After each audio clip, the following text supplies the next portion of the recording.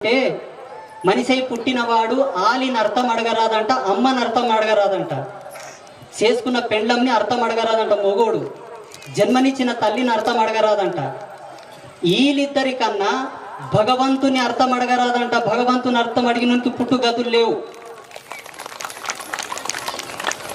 పొద్దు ఒడిస్తే పొద్దు మొక్కేవారా కేడను ఒక దేవునికి మొక్కిందంటే ఏదో ఒక రుణం ఇడుస్తారాడ.